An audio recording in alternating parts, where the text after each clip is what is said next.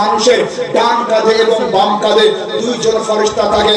একজন ফেরেশতার নাম কেরামান, আর একজন ফেরেশতার নাম কিতাব কাতিবিন। এই কেরামান কাতিবিন কখন থেকে থাকে? আল্লাহর নবী দুই জাহানের বাদশা মুস্তাফা জানের রহমত সাল্লাল্লাহু আলাইহি ওয়াসাল্লাম ইরশাদ করেন, যখন একজন মা সন্তান জন্ম দেয়, সেই সন্তানের কাছে কেরামান কাতিবিন চলে আসেন। কেরামান কাতিবিন ওই মানুষটার মৃত্যুর পূর্বকাল পর্যন্ত থাকে। কেরামান কাতিবিনের কাজ কি? সেই মানুষটা কিভাবে চলছে, কিভাবে বলছে, কিভাবে খাচ্ছে, কি কাজ করছে, সবটাই লিপিবদ্ধ করা, সবটাই নোট করা, সবটাই রেকর্ড করা। যখন ওই মানুষটা মারা যায়, ওই মানুষটা মারা যাওয়ার পরে কেরামান কাতিবিন কি করবে?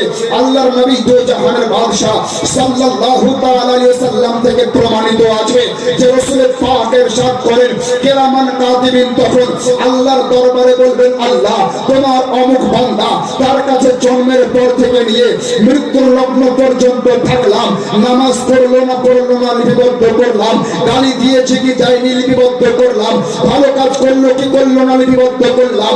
আমাদের ডিউটি এখন সমাপ্ত হয়ে গেল, আমাদের দায়িত্ব এখন সমাপ্ত হয়ে গেল।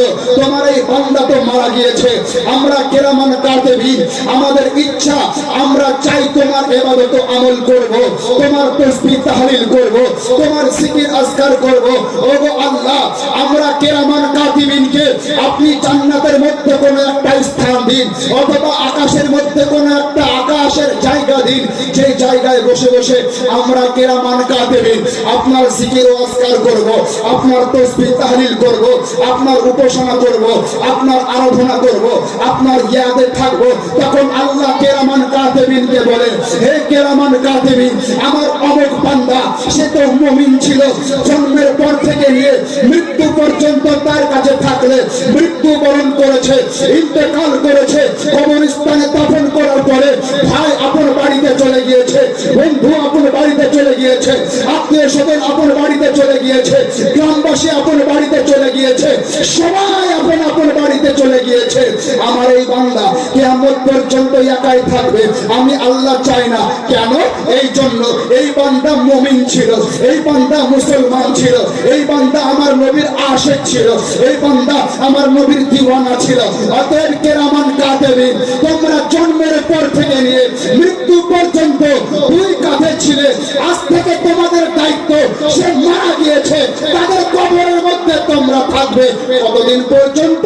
কিয়ামত পর্যন্ত। আল্লাহ কেরামান কাতিবিনকে বলছেন, কেরামান কাতিবিন কিয়ামত পর্যন্ত তোমরা কবরের মধ্যে থাকবে, মুখ বন্ধ করে নয়, খামোশী অবস্থায় নয়, চুপ করে নয়। কেরামান কাতিবিন তোমরা কবরের মধ্যে আমি আল্লাহর তাসবিহ তাহলিল করবে, আমি আল্লাহর জিকির আজকার করবে, তোমরা আমি আল্লাহর জিকির আজকার করার যে সওয়াব পাবে, সেই সওয়াব আমার এই মৃত্যু মুমিন বান্দাকে দান করে দেব। জোরে বলতে হবে সুবহানাল্লাহ। কেরামান কাতিবিন ফেরেশতা মানুষের কাছে থাকে, মানুষ মরে যাওয়ার পরে যদি মানুষটা মুমিন হয়, তার কবরের মধ্যে আবার ডিউটি চালু হয়ে যায়।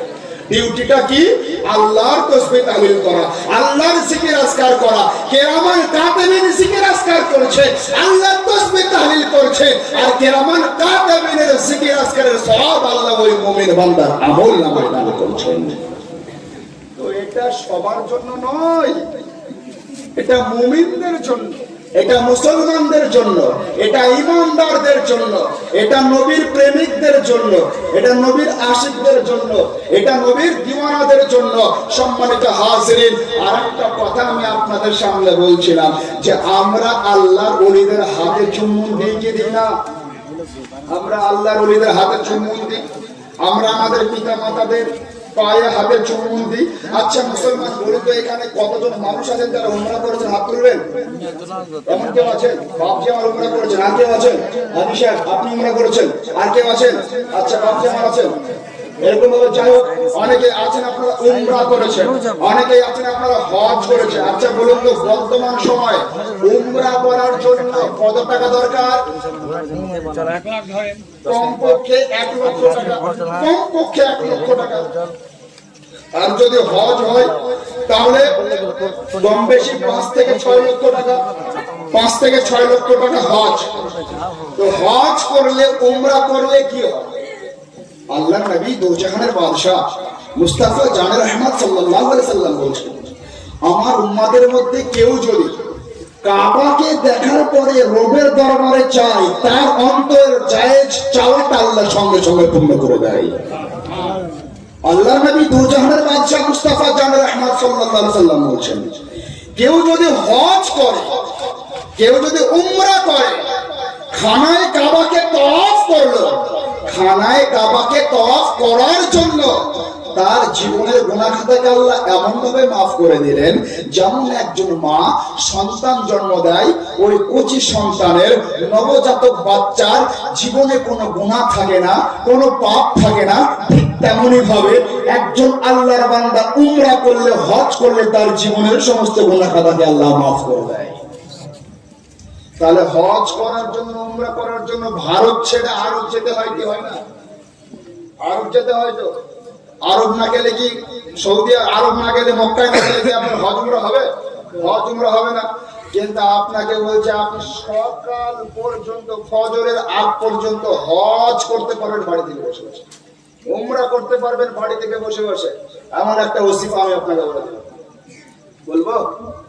বলবো উমরা লক্ষ টাকার ইবাদত, হজ লক্ষাধিক টাকার ইবাদত, বিনা ইনভেস্টে, বিনা লাগানে বাড়িতেই বসে হজের সওয়াব পাবেন, বাড়িতেই বসে উমরা সওয়াব পাবেন।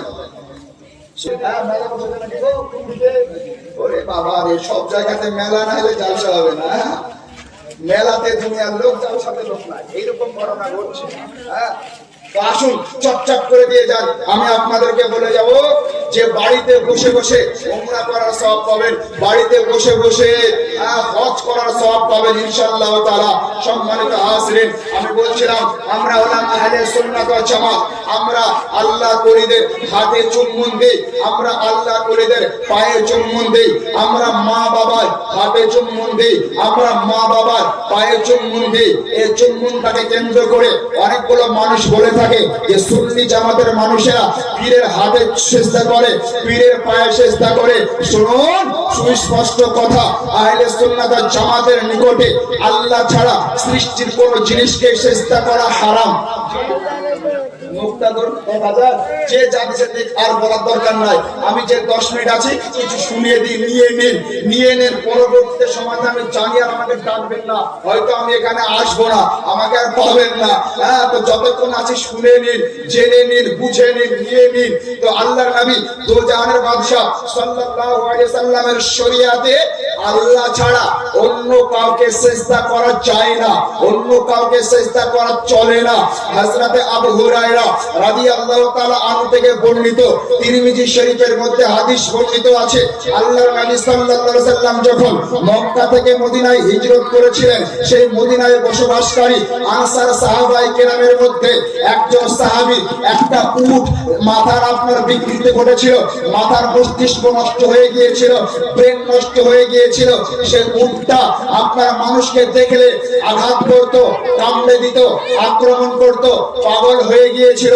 আল্লাহর নবী সাল্লাল্লাহু আলাইহি সাল্লামের কাছে যাওয়ার পরে বলা হলো, ইয়া রাসূলুল্লাহ, আপনার সাহাবায়ে কেরামের মধ্যে একজন সাহাবীর গৃহপালিত উট, সেই উটটার মস্তিষ্ক নষ্ট হয়ে গিয়েছে, ব্রেনের বিকৃতি ঘটেছে। ইয়া রাসূলুল্লাহ, আপনি কোন একটা ব্যবস্থা করুন। আল্লাহর নবী সাল্লাল্লাহু আলাইহি সাল্লাম সেই উটটার সন্ধান করতে করতে নিজ জায়গা থেকে বের হয়ে গেলেন। সাহাবায়ে কেরাম বলছেন, ইয়া রাসূলুল্লাহ, আপনি সেই উটের নিকটে যাবেন না। যদি আপনি সেই উটের নিকটে যান, উট আপনাকে দেখার পরে আক্রমণ করবে, উট আপনাকে দেখার পরে আঘাত করবে, উট আপনার উপরে চড়াও হবে। আল্লাহর নবী বললেন, না না না, উট আমাকে আক্রমণ করতে পারবে না, উট আমার উপরে আঘাত করতে পারবে না। এই কথা বলে আল্লাহর নবী সাল্লাল্লাহু তাআলা আলাইহি ওয়াসাল্লাম সে উটের সন্ধানে একটা বাগানের ভেতরে প্রবেশ করলেন। বাগানের এক কোণায় উট নিজ জায়গায় আরাম করছিল। আল্লাহর নবী সাল্লাল্লাহু আলাইহি সাল্লাম যখন বাগানের মধ্যে প্রবেশ করেছেন, উট নবীকে দেখার পরে নিজ স্থান থেকে মানুষের মতো দাঁড়িয়ে গিয়ে নবীর পবিত্র দরবারে যাওয়ার পরে সিজদায় লুটে গিয়েছে। উপস্থিত সাহাবায়ে কেরাম নবীকে বলছেন, ইয়া রাসূলুল্লাহ, উট একটা প্রাণী কথা বলতে পারে না, নামাজ ফরজ নয়, রোজা ফরজ নয়, ইবাদত ফরজ নয়, আমল ফরজ নয়, উট যদি আপনাকে সিজদা করতে পারে, আমরা সাহাবায়ে কেরাম আমরা আপনার জন্য কলিজা বের করে দিতে পারি, আমরা আপনার জন্য জীবন উৎসর্গ করতে পারি, আমরা আপনার জন্য প্রাণ উৎসর্গ করতে পারি। ইয়া রাসূলুল্লাহ, উট যদি আপনাকে সিজদা করতে পারে, আমরা সাহাবায়ে কেরাম কেন আপনাকে সিজদা করতে পারবো না? অতএব আমাদেরকেও সিজদা করার অনুমতি দেওয়া হোক। আল্লাহর নবী বললেন, ও আমার সাহাবায়ে কেরাম, না না না, মানুষ আল্লাহ ছাড়া কাউকে সিজদা করতে পারবে না। আল্লাহ ছাড়া যদি মানুষ কাউকে সিজদা করতে পারতো বা সিজদা করা জায়েজ হতো, আমি নবী পৃথিবীর প্রত্যেকটা মেয়ের জন্য, প্রত্যেকটা মহিলার জন্য অনিবার্য করে দিতাম, অপরিহার্য করে দিতাম, ফরজ করে দিতাম, তারা তাদের স্বামীদেরকে সিজদা করবে। কিন্তু আমার শরীয়তে আল্লাহ ছাড়া কাউকে সিজদা করা জায়েজ নয়। তাহলে বোঝা গেল নবীর এই হাদিস থেকে আল্লাহ ছাড়া সৃষ্টির কোন জিনিসকে সিজদা করা জায়েজ নয়। যদি আল্লাহ ছাড়া মানুষ সৃষ্টির কাউকে সিজদা করতে পারতো, তাহলে নবী আমার সাহাবায়ে কেরামকে অনুমতি দিতেন, সাহাবায়ে কেরাম নবীকে সিজদা করতেন, অথবা নবী আমার মহিলাদের উপরে ফরজ করে দিতেন, তারা তাদের স্বামীদেরকে সিজদা করবে। কিন্তু ইসলামী শরীয়তে এটাকে জায়েজ রাখা হয়নি, এটাকে হারাম করা হয়েছে সর্বসম্মতিক্রমে। বুঝা গেল আল্লাহ ছাড়া কাউকে সিজদা করা জায়েজ নয়। অতএব আমরা আহলে সুন্নাত ওয়াল জামাত আমরা মাথা নত করলে আল্লাহর দরবারে করি, সিজদা করলে আল্লাহর দরবারে করি। আল্লাহ ছাড়া কাউকে আমরা সিজদা করি না। আল্লাহ ছাড়া শিক্ষকের সামনে সিজদা করা হারাম, আল্লাহ ছাড়া পীরের সামনে সিজদা করা হারাম, আল্লাহ ছাড়া মাজারের সামনে সিজদা করা হারাম, আল্লাহ ছাড়া আপনার দরগার সামনে সিজদা করা হারাম, কবরস্থানে সিজদা করা হারাম, আপনার পীরের পায়ে সিজদা করা হারাম, স্ত্রীর জন্য স্বামীর পায়ে সিজদা করা হারাম। সারা পৃথিবীর প্রত্যেকটা মানুষের জন্য আল্লাহ ছাড়া কারোর জন্য সিজদা করা জায়েজ নেই, জায়েজ নেই, জায়েজ নেই। সিজদা করা আল্লাহ ছাড়া কারোর জন্য জায়েজ নেই, এই কথা সুস্পষ্ট। অতএব আমরা আমাদের আকীদার দিক থেকে ক্লিয়ার যে আমরা আল্লাহ ছাড়া কাউকে সিজদা করি না।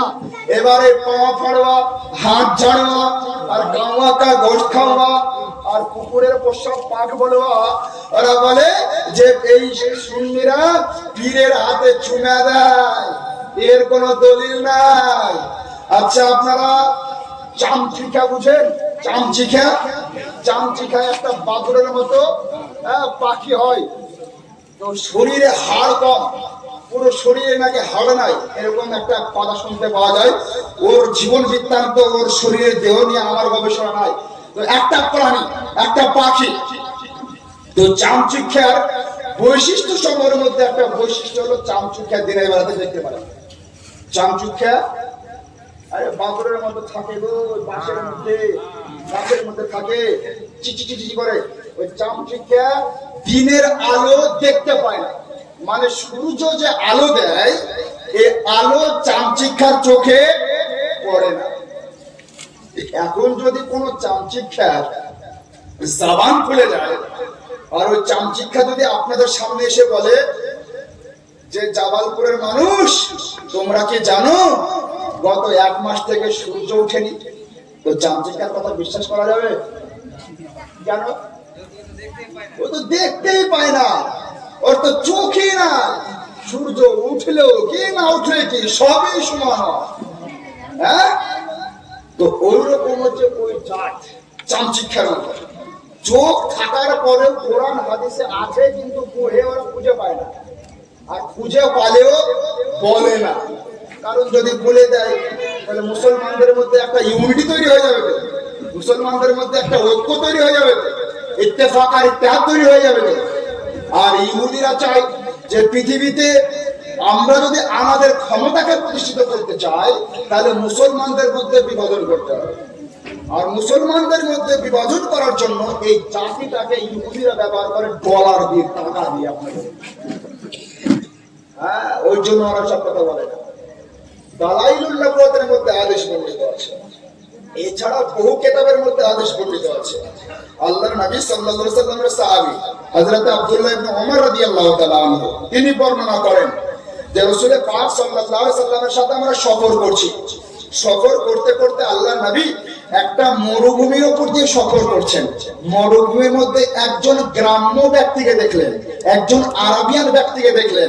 আরাবিয়ান ব্যক্তিকে দেখার পরে নবী আমার বললেন, হে আরাবিয়ান ব্যক্তি, তুমি ইসলাম গ্রহণ করো, তুমি শান্তির ধর্ম ইসলাম গ্রহণ করে মুসলমান হও, এক আল্লাহকে বিশ্বাস করো এবং আমি নবী মুহাম্মদকে আল্লাহর রাসূল হিসেবে বিশ্বাস করো।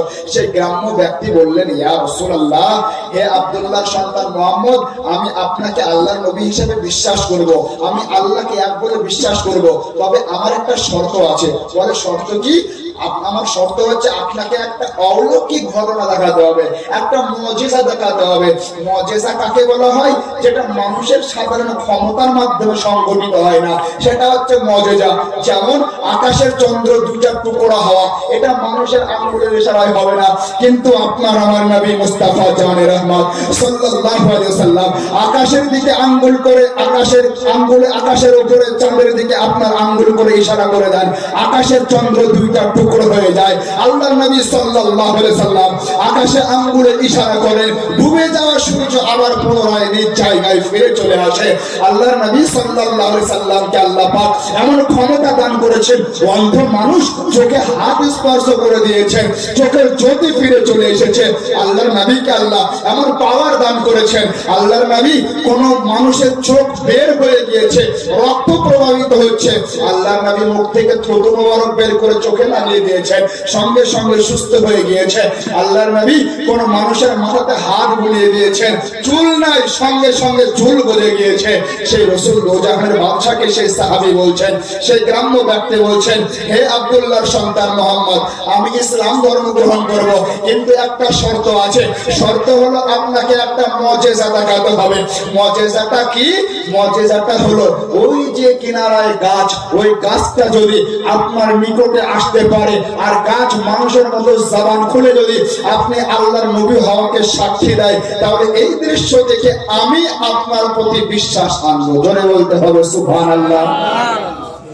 নবী আমার বললেন, তাই?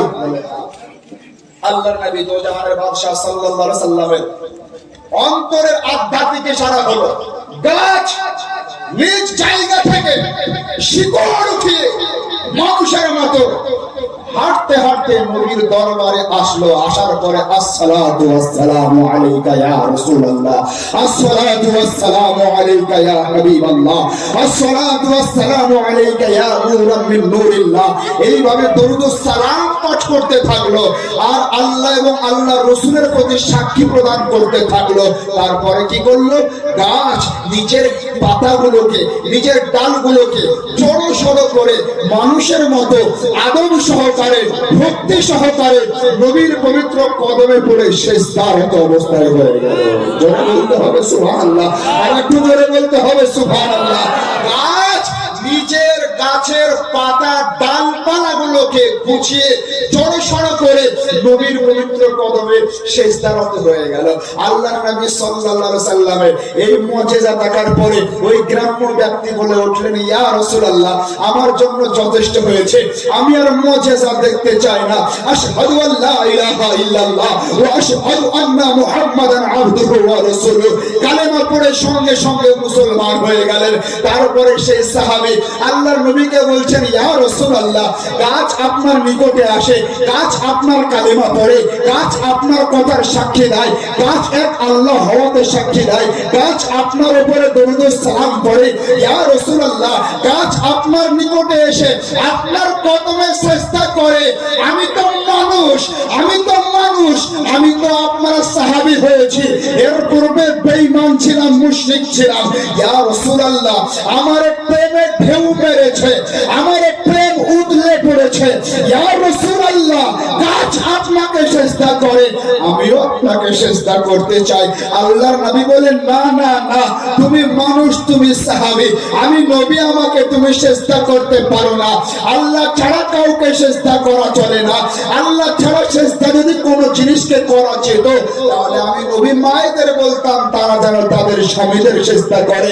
সেই সাহাবী বললেন, ইয়া রাসূলুল্লাহ, আমি সেজদা করতে পারবো না, মনে বড় ইচ্ছা ছিল আপনার কদমে নাক মুখ এবং মাথা কপাল রেখে দীর্ঘ সময় ধরে সেজদা করব, কিন্তু সেজদা করার অনুমতি পেলাম না। ইয়া রাসূলুল্লাহ, আমার মন চায়, আমার ইচ্ছা করে আপনার পবিত্র হাতে চুম্বন দিব, আপনার পবিত্র পায়ে চুম্বন দিব। আল্লাহর নবী সাল্লাল্লাহু আলাইহি সাল্লাম বললেন তখন যে, হ্যাঁ হ্যাঁ হ্যাঁ, তুমি আমার চাইলে হাতে চুম্বন দিতে পারো, তুমি চাইলে আমার পায়ে চুম্বন দিতে পারো। সেই সাহাবী নবীর অনুমতি পেয়ে দেরি না করে আল্লাহর নবীর হাতে চুম্বন দিয়েছিলেন, পায়ে চুম্বন দিয়েছিলেন। আর নবীর সাহাবায়ে কেরাম নবীর সামনে নবীর উপস্থিতিতে কোন কাজ যদি করে, সেই কাজটা বিশ্বের মুসলমানদের জন্য অনুসরণীয় হয়ে যায়, করণীয় হয়ে যায়, আমলযোগ্য হয়ে যায়, সেটা সুন্নাত হয়ে যায়। নবীর এই সাহাবীর এই সুন্নাত থেকে প্রমাণিত হয় যে আল্লাহর নবীর উম্মতের মধ্যে যারা বুজুর্গ ব্যক্তি, যারা পীর মাশায়েখ ওলি, তাদের হাতে পায়ে চুম্বন দেওয়া জায়েজ। চুম্বন দেওয়া একরকম আর সেজদা করা আরেক রকম। সেজদা করা আর চুম্বন দেওয়া একই রকম নয়। কত জ্ঞানহীনতার জন্য বলে যে চুম্বন দেওয়ার জন্য মাথা নত করতে হয়, মাথা নত করলে মানে সেজদা হয়ে গেল। ও গাধা যে কিভাবে জন্ম হয়েছে আল্লাহ জানে। কোন মানুষ মাথা নত করলে, মাথা নত না করলে জন্ম হবে? হ্যাঁ, মাথা তো নতই করতে হবে। হ্যাঁ, ভাঙ্গে চুটে বলা কিন্তু সব জায়গাতে সব কাজ উচিত নয়। ধান কাটেন তো ধান, গম, গম, ভুট্টা ওটা না ভুট্টা, মাকই গুলো নাকি এদিকে মাকই, হ্যাঁ কি বলে মাকই বলে কি? হ্যাঁ মাকই। তো মাকই উঠানোর সময় কি যদি মাকইটাই গাছের এরকম নিচে থাকে, তো ওকে কি এইভাবে ছাপড়াতে হয় না? মাথা নত করতে হয় না? তোর ওই মাথা নত করে ওই মাকইটাকে তুললে তো শেষ হয়ে গেল। হ্যাঁ, সেটা হলো কি? সেটা হলো না। ধরুন গাড়ি 4 চাকা, আমার ফিগার হাইট দেখে তো বুঝতে পারছেন 5.5 ফুট, প্রায় 6 ফুটের কাছাকাছি। ইন্ডিয়ান আর্মিতে যাওয়ার খুব শখ ছিল, এখনো যদি আমাকে সুযোগ দেয় আমি চলে যাবো, খুব শখ ছিল, হয়নি। তারপরে যে জায়গায় আছে খুব ভালো, আলহামদুলিল্লাহ, আপনাদের খেদমত করতে পারছি, দ্বীন ইসলামের খেদমত করতে পারছি, মাযহাব মিল্লাতের খেদমত করতে পারছি। যদি আমি সেই প্রফেশনে যেতাম, শুধুমাত্র আমি দেশের খেদমত করতে পারতাম, হ্যাঁ, দ্বীন ইসলামের খেদমত করার সুযোগ আমার থাকতো না। সম্মানিত হাজরিন, তো আমার মতো লম্বা মানুষ যদি একটা অল্টো গাড়িতে চড়বো মনে করে, তো এইভাবে চড়তে হবে? সম্ভব? হ্যাঁ, এতটুকু গাড়িটা এইভাবে ঢুকতে হবে। তো মাথা নত করা মানে সেজদা নয়। তো চুমা দিতে গেলে স্বাভাবিক ভাবেই মাথা নত হবে। তো চুমা দেওয়ার সময় মাথা নত করাকে সেজদার সঙ্গে মানে গণ্য করে নেওয়া, এটা মূর্খামি ছাড়ার কিছু নয়। একবার দর্শক বলুন, আল্লাহুম্মা সাইয়্যিদিনা মাওলানা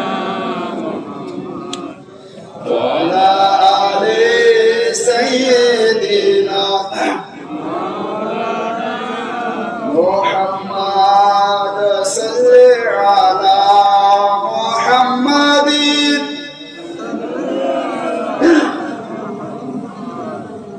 हरदम ज़बान से निकालो पाक नामे मोहम्मद, हरदम ज़बान से निकालो शफीआना मोहम्मद सल्लल्लाहु अलैहि वसल्लम। सृष्टिर सेरा आल्लाह जारे करल घोषणा, सृष्टिर सेरा आल्लाह जारे करल घोषणा, आखिरे नेই কোনো সেই নবীর তুলনা। सृष्टिर सेरा आल्लाह जारे करल घोषणा, আখেরে নেই কোনো সেই নবীর তুলনা। তাই মুমিন হয়ে সেই নবীর নাম নিতে ভুলো না,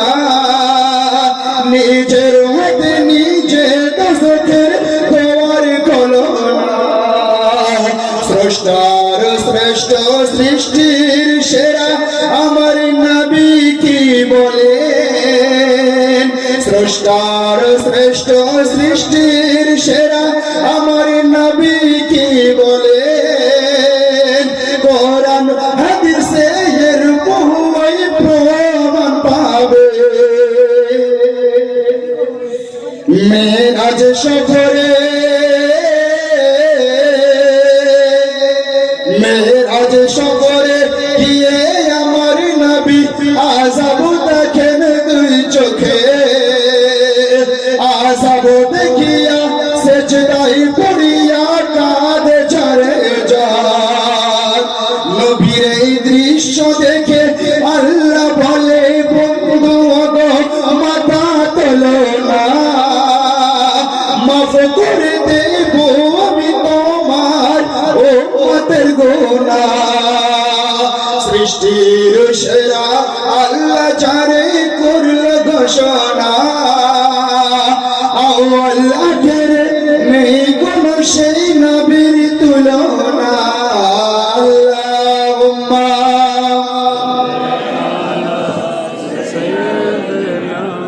মাওলানা মুহাম্মদ ওয়া আলা আলি সাইয়্যিদিনা মাওলানা মুহাম্মদ সাল্লাল্লাহু আলাইহি ওয়াসাল্লাম। সম্মানিত হাজিরিন, এতক্ষণ পর্যন্ত কোরআন হাদিস থেকে যা কিছু আলোচনা করেছি, আলোচনার মধ্যে যদি ভুল ত্রুটি হয়ে থাকেন আল্লাহর কাছে ক্ষমা প্রার্থী। ভাষাগত দিক থেকে যদি আপনারা দুঃখ কষ্ট পেয়ে থাকেন আল্লাহর রাস্তে ক্ষমা করবেন। যদি হায়াত আল্লাহ রাখেন পরবর্তী কোনো দিন আবার দেখা হবে। এই পর্যন্ত আমি আমার আলোচনা সমাপ্ত করছি। ওমা আলাইনা ইল্লাল বালাগ। আসসালামু আলাইকুম ওয়া রাহমাতুল্লাহি ওয়া বারাকাতুহু। আস্তাগফিরুল্লাহ রাব্বি মিন কুল্লি যামবি ওয়া আতুবু ইলাইহি লা হাওলা ওয়া লা কুওয়াতা ইল্লা বিল্লাহিল আলিয়্যিল আযীম। লা ইলাহা ইল্লাল্লাহ মুহাম্মাদুর রাসূলুল্লাহ সাল্লাল্লাহু তাআলা আলাইহি ওয়াসাল্লাম। আসসালামু আলাইকুম ওয়া রাহমাতুল্লাহি ওয়া বারাকাতুহু।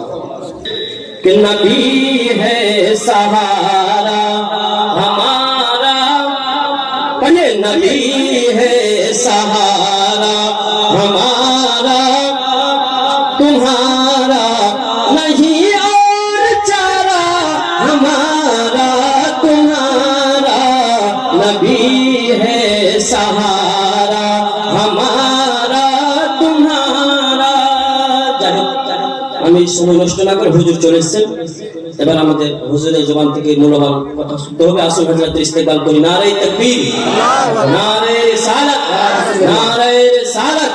ফয়সালে মখদুমে সিন্না, ফয়সালে হুজুর আশরাফুল আউলিয়া, ফয়সালে হুজুর তাজুল আউলিয়া, শাহজাদায়ে হুজুর তাজুল আউলিয়া। নারে তাকবীর, নারে রিসালাত।